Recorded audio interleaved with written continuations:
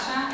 I come from National Gallery of Slovenia, and for today I prepared just a quick overview of our youth programming, because we are quite new to this topic, to this age group, so I would like to show you our efforts in that direction, our first steps into that direction. So for beginning, I would just like to say a few words about our National Gallery, because probably most of you don't know what we have, what we do. So our National Gallery has the largest visual arts collection from the late Middle Ages period to the 20th century. So of course the core of our collection are paintings and sculptures. We are a National Gallery. We of course have also some photographs fund and works on paper, but we work mainly with paintings and sculptures. We are actually a quite small institution, and for audience development and outreach takes care our education department. Our education department actually was established already in 1963, so a real long while ago, but the real structured and organized work began only in the late 80s of the previous century. And of course, in that period of time, in the late 80s, the museums started to become more open to public. They wanted to lose that rigid attitude and to be more inclusive. So it was only natural to start with welcoming children into the museums. So of course, the first projects were of our education department back then was to develop children programming. So here is our mascot for children. This is Gal the dwarf. So Gal lives in the gallery, and this is he came to life, if I can say it like that, in the late 80s. For now for 30 years, he is our mascot for children programming. He's still a great motivation for preschool and for children up to 9 years old. So the children programming is well taken care of in our gallery, and it was time, to move on and to expand to include other audiences. We have quite low numbers of young visitors in not only in our National Gallery, it's like the state problem. So this was, like a natural development to, of course, find or develop youth programming. So the first steps into that direction were taken with European project HearMe that Jelena already mentioned. We were partners, we were the leading partner, and with our hosts Gallery of Matica Srpska and Kunsthistorisches Museum Vienna, and also with Spanish partners, so Spanish Institute for Social Entrepreneurship. We were partners on this HearMe project that was specifically designed for youth, for teenagers from between approximately 14-15 years old to 19-20 years old. So with this European project, as I said, we made those first steps towards the young public, and this project was a huge success. You can see also the manual there on the piano. So we chose for this project two main priorities, so two main objectives. One was audience development, so to outreach to young people and to develop some relevant workshops with relevant topics, to modernize the programming, to include them also in the preparation of programs. And the second second goal was capacity building. So we wanted our museum educators to become more skilled, to be more open to new ideas, to also to cooperate with other colleagues from other countries. And this was proven very useful because with these two objectives, we really gained some new skills, and this helps us now still when we are, moving forward and developing new programs. So these are just some inserts, some pics. You can see what was happening in our gallery. You can see that we were working with Lego bricks. So this was we incorporated many new methodologies to these workshops, but the main methodology was BrickMe. So this is a kind of a version or derivation of Lego serious play. So these were very creative workshops, but not in an artistic way. So they were building models of their feelings, of paintings, of ideas, and talked about them. So here are just some numbers from the project. So you can see, as I said, that it was very successful. It included almost 9,000 teenagers in between the 3 countries. Almost 700 workshops were done, so this really helped us to get some perspective and some new knowledge. So now, when this project ended, this was a 2-year project, and it ended in 2017. Now in our department, after some field research, we decided, or we saw fit to go in a bit different direction. I don't know how it is in your countries, but for us, our art educators are constantly reminding us that there is not enough time for art creative classes in the school. The art classes are becoming more and more theoretical, but they of course should be practical. So we decided to fill that gap, that is emerging in schools, and we decided for this year, this school year, so 2019-2020, that we decided to offer to the schools workshops. They are really structured and somehow connected to the curricula, of course, but still they offer an open creative process. Okay, so we for all our guided tours, from different topics, or overview guided tours or thematic tours, we added a workshop that is fit or that corresponds to a specific age group and to specific techniques they can use.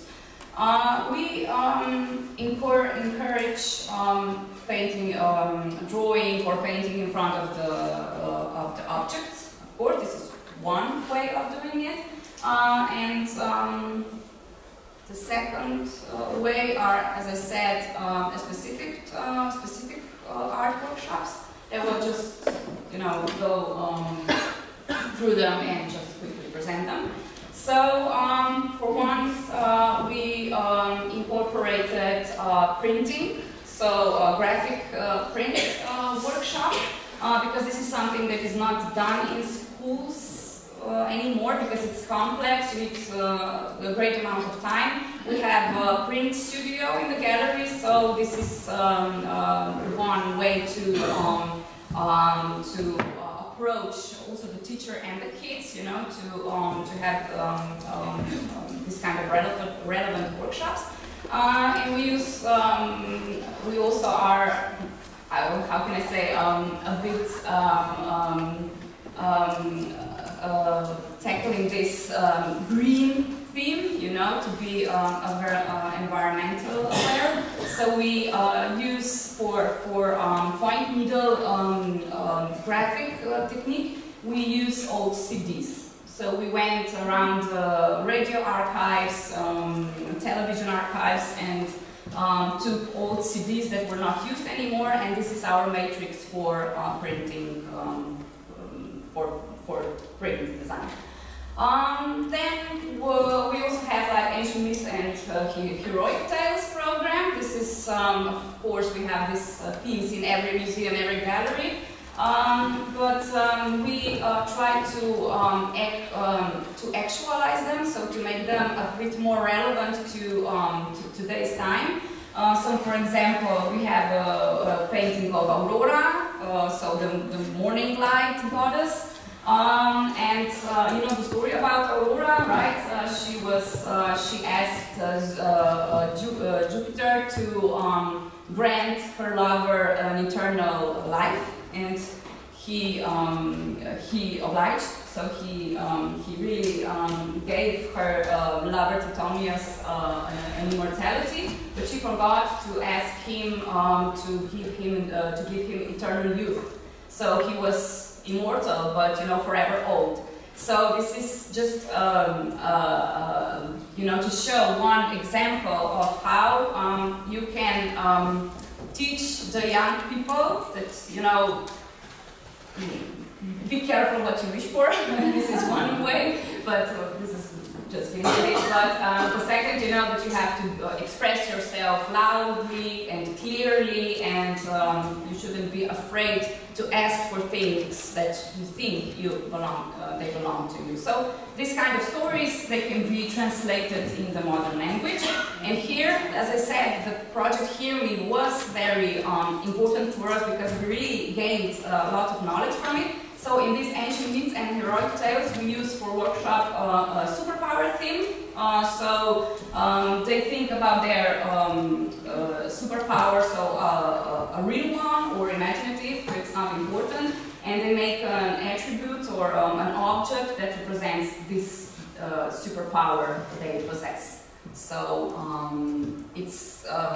this is quite a success, this one, because this is a theme that is also in films, you know, in superheroes and stuff. So we also have HearMe workshops. They are still very popular, so we have quite a lot of groups on that program. Baroque extravaganza is specific to Baroque periods. We have some garments or clothes they can put on. You can see that on the picture.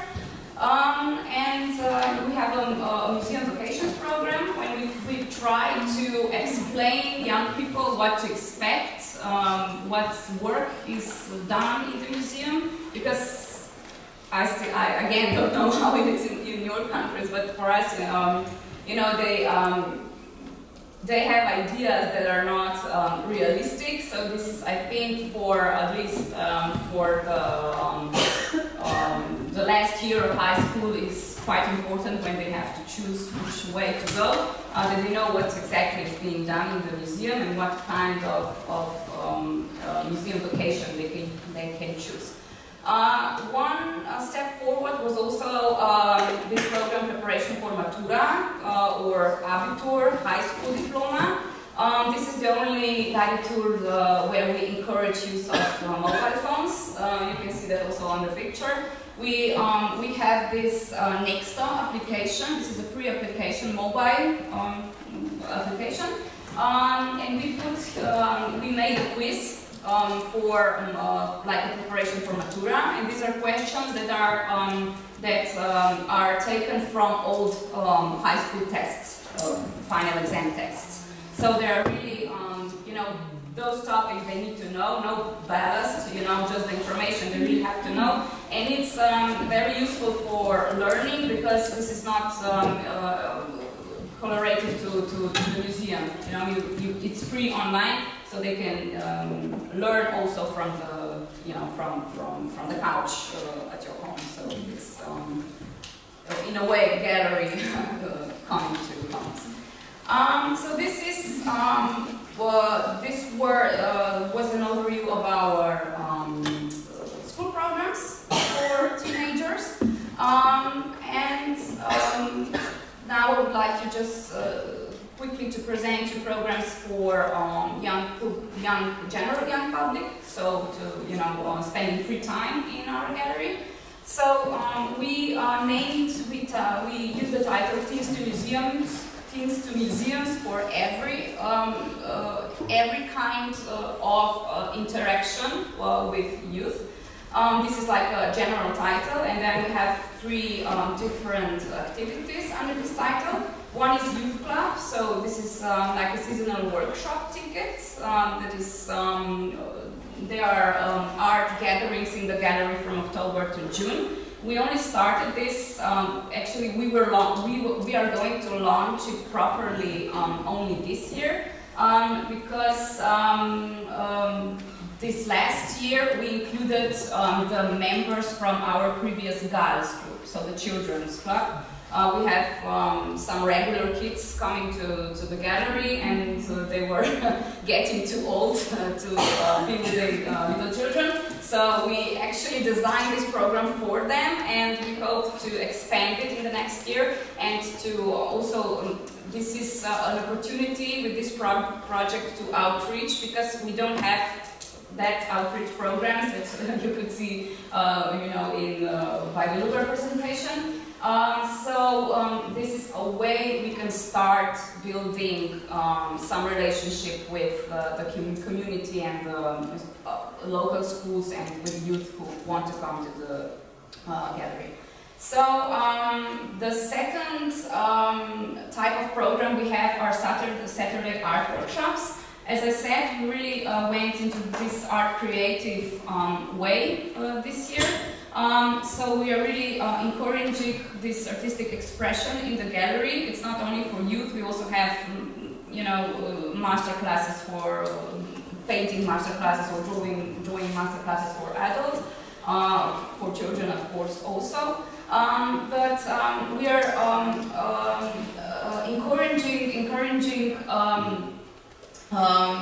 creativity also with techniques that are not you cannot see in our gallery, right? For example, for this Saturday art workshops, we are experimenting with new techniques, like techniques that you can see on Instagram, you know, and all, you know, applications that youth use. So we tried manga drawings, and this was very successful.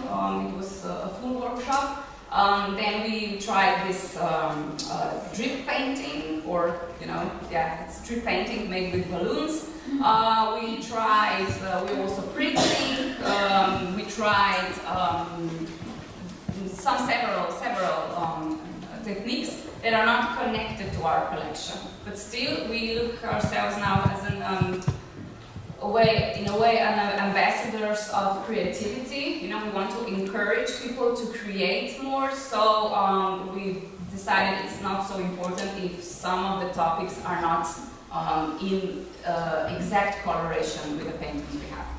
And the third and the last program we have for youth is birthday celebrations or art gatherings for groups. So it's meant to either spend your birthday in the gallery or to invite your friends and you know, draw here or have some kind of workshop. So we did some test groups to find the themes that would be relevant to youth. So you can see here 5 themes that we chose. So BFF, like best friends forever. My superpower, that is again a version actually of this HearMe topic. Hashtag filter, the makeover, and gallery romance. So in each of these topics we discuss paintings that are connected to the theme. So best friends forever, we find paintings that show how people used to spend their free time, you know, over the periods of time. Within my superpower, we also are leaning on ancient mythology. Hashtag filter is about, you know, presenting yourself. It's a relevant topic for today because we all do selfies and we all see magazines when everything is idealized. And it was you know, it was also done in the past. So you can see portraits that were idealized, and you know, later on portraits that they show imperfections. So they decide which one is better for them. They choose filter on the photo application, which one they want to choose, and then our art teacher is helping them to make a large-scale self-portrait with this filter or not. The makeover is like cosplay in the gallery, so these are these costumes we have, and they can try all the garments, the tie bows, wigs and stuff, so they can, you know, in a way step into the past. And gallery romance is the topic of love, all the drama that is, you can see on the paintings, all those stories. And here afterwards we have a clay workshop, working with clay. The one thing that we also are really strict about it now is that we only do with workshops with art educators, so fine art teachers, fine art educators, because before that perhaps some non-complex workshop for children was also made by us, guided by us, art historians, but now we strictly use only art teachers. We have 3 that are constant on the run, and this is the way we can really ensure that you know, a professional attitude and a professional result in a way. So this is the one thing that we also moved on. Okay, this is just one thing. Okay, and about cooperation with other cultural institutions, one thing also was moved forward, not just in our gallery but in the city, so in Ljubljana. This is cool abonnement, or the cool seasonal ticket, and this is the first time that the city of Ljubljana has a seasonal ticket that is designed for young people. Different cultural institutions are cooperating here. We are just a partner. The Ljubljana Puppet Theatre is the leading partner, and theaters, you know, movie centers, galleries, museums are involved. They also have concerts in the program. So this abonnement was, as you can see, it has 12 events for only 25 euros. So it's very, it's not expensive, so that really everyone can afford it. And I'm happy to say that in this abonnement, this is the first year launch, and it has 110, how do you say, participants or abonnents. Okay, so it's a huge number actually for us, because we are a small city. Ljubljana and Slovenia is quite small country. So for this first launch, that we have 110 youth participating in this program is a very good number for us.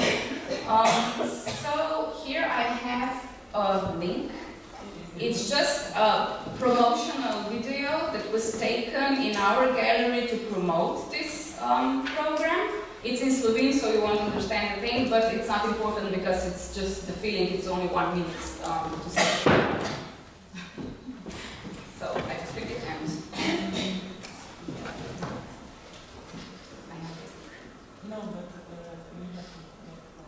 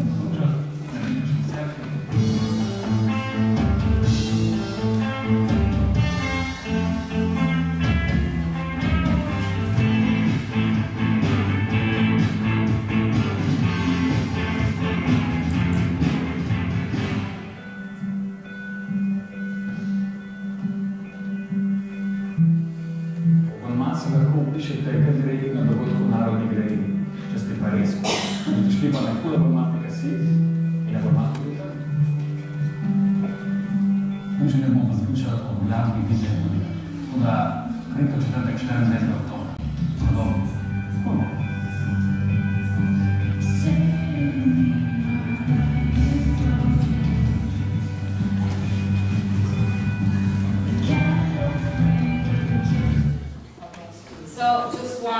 think about this the first event was taken in our National Gallery, so we were the first on the program, and we designed this short guided tours. You know, only 3 paintings that we thought on topic that were relevant to the youth.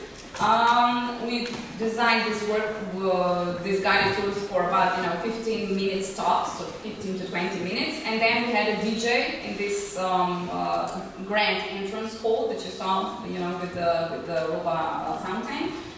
So we had a DJ there that after the guided tours they would come and mingle, and dance for a bit. And what was the result? They wanted